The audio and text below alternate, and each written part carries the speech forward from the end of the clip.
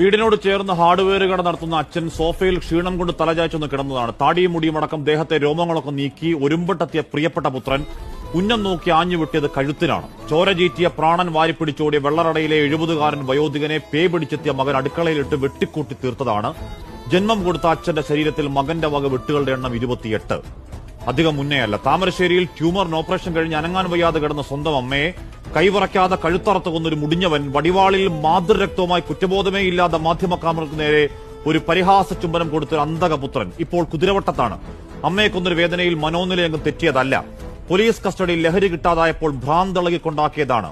ഇന്നലെ കൊടുങ്ങല്ലൂർ മൊട്ടക്കറിക്ക് സവാള അരിഞ്ഞുകൊണ്ടിരുന്ന അമ്മയുടെ കയ്യിൽ നിന്നും കറിക്കത്ത് വാങ്ങി കോഴിക്കറി കിട്ടാത്ത വാശിക്ക് ചരിച്ചു പിടിച്ച് കോഴിയെ അറക്കുമ്പോൾ അറുത്തൊരുത്തൻ മാസം 3 മുന്നേ അച്ഛന്റെ കത്തിക്ക് കുത്തിയതാണ്. കാരണം എന്താണ് അറിയാതെ ചോദിച്ചു.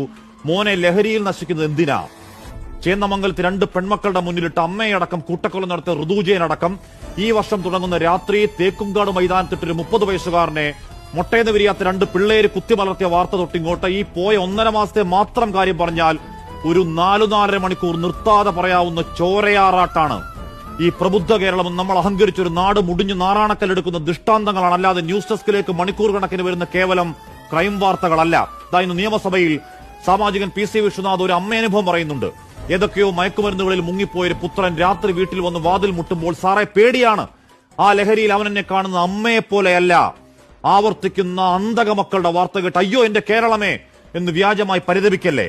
അമ്മയെ സഹോദരിയെ കണ്ടാൽ തിരിച്ചറിയാത്തവണ്ണം രണ്ടാമത് ആലോചിക്കാതെ മാതാവിന്റെ കഴുത്തറക്കാനും മാത്രം തലച്ചോറിൽ തിമിരം ബാധിച്ച തലമുറ പിഴച്ചു പോകുന്ന കാര്യം ഇന്നു രാവിലെ നമുക്കുണ്ടായ തിരിച്ചറിവല്ല. 5ാം ക്ലാസ്സിൽ പഠിക്കുന്ന 6ാം ക്ലാസ്സിൽ പഠിക്കുന്ന കുട്ടിക്ക് കയ്യെത്തും ദൂരത്താണ് ഈ കാളകൂട മരുന്നുകൾ എന്ന് പകൽ പോലെ വ്യക്തമായിട്ടും ആ വിഷ്യസ് സർക്കിളിൽ മരണത്തിന്റെ വ്യാപാരികളെ പൂട്ടാൻ ഭരണകൂടം സ്വീകരിച്ച നടപടി എന്താണ്?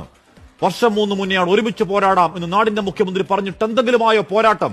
ബോധവൽക്കരണം, വിമുക്തി എന്നൊക്കെ പറഞ്ഞ് കാലഹരണപ്പെട്ട ആയുധങ്ങളും പിടിച്ചാണ് ആ പോരാട്ടമെങ്കിൽ കാത്തിരിക്കണം. എപ്പോൾ വേണമെങ്കിലും പള്ളക്ക് കയറാവുന്ന ഒരു കത്തി, തലയിൽ കൈവച്ച് ഇനിയും കാണാം ബോധം നഷ്ടപ്പെട്ട് പേയിളകിയവരുടെ ബ്രൂട്ടൽ നരഹത്യകൾ, കൗമാരമെത്തും മുന്നേ അടിപ്പെട്ട് ദ്രവിച്ചില്ലാതാകുന്ന ഇളം പ്രായത്തിന്റെ കൂട്ടക്കുഴിമാടങ്ങൾ. എന്തെങ്കിലുമൊക്കെ കെൽപ്പോടെ ചെയ്യണം സർക്കാർ. എന്നിട്ടാകാം ഇലപ്പുള്ളിയിൽ വെള്ളമൂറ്റി ലഹരിയുണ്ടാക്കാൻ കള്ളുകച്ചവടക്കാരന് പരവതാനി.